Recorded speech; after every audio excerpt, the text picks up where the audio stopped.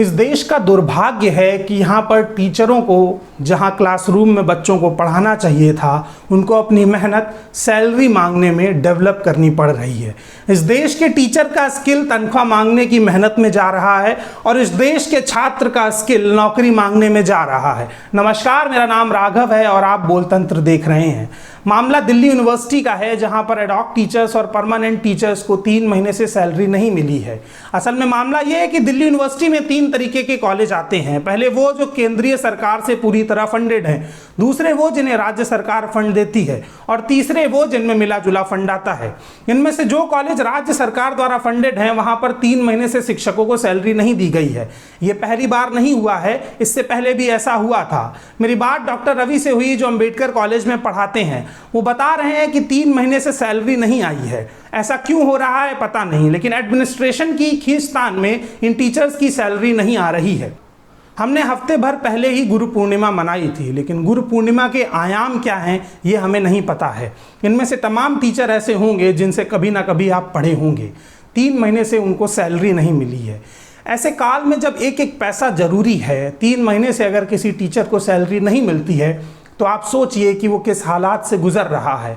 ऐसे कई टीचर हैं जो अपने मकान का किराया देते हैं, जिनकी ईएमआई जा रही है, जिनके बच्चे स्कूलों में पढ़ रहे हैं।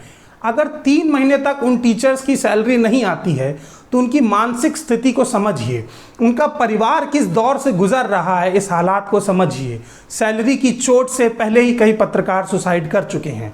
आपके टीचर नितांत अकेले हैं, अपनी तनख्वाह को मांगने के लिए अपने सोशल मीडिया प्लेटफॉर्म्स पर हंगर स्ट्राइक कर रहे हैं।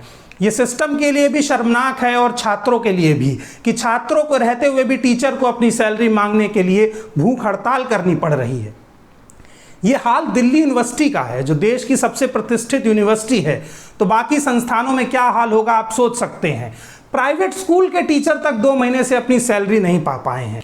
अगर टीचर ऐसे ही सैलरी की मार झेलते रहे तो क्या हाल होगा। डॉक्टर रवि बताते हैं कि ऐसा पहली बार नहीं हुआ है। जनवरी और फरवरी की सैलरी भी मार्च में आई थी, तब भी प्रोटेस्ट करना पड़ा था। उसके बाद अभी भी सैलरी नहीं आई है और अब फिर प्रोटेस्ट करना पड़ रहा है।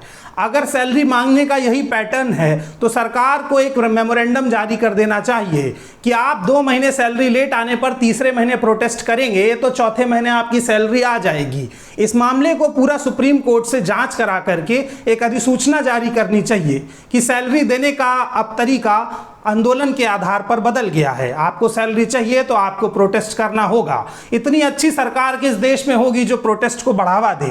भारत सरकार का इस तरह से प्रोटेस्ट को बढ़ावा देना भी बहुत अच्छा है, लेकिन सबसे शर्मनाक है उन टीचर्स का बिना सैलरी के सरवाइव करना और हमारा चुप रहना। मैं उनमें से तमाम टीचर्स को जानता हूं जो आज हंगर स्ट्राइक पर बैठे हैं। मैं उनसे पढ़ा हुआ हूं। बड़ा भावनात्मक क्षण है जब उनके हाथ में मैं हंगर स्ट्राइक के पोस्टर्स देख रहा हूं। मैं उस दुख को भी महसूस कर पा रहा हूं जो 3 महीने सैलरी ना मिलने पर होता है, लेकिन मैं इससे ज़्यादा कुछ कर भी नहीं सकता हूं क्योंकि यह सिस्टम सड़ा हुआ है। आपसे यही मैं उम्मीद रखता हूं कि उन टीचर्स के साथ खड़े होइए, उनकी सैलरी के लिए आवाज़ उठाइए, क्योंकि आज टीचर हैं कल छात्र होंगे। इस देश में वैसे भी पहले आपको पढ़ने के लिए लड़ना पड़ता है, फिर नौकरी पाने के लिए, और अब अगर आपको नौकरी मिल भी जाती है तो सैलरी के लिए लड़ाई लड़ते रहिए।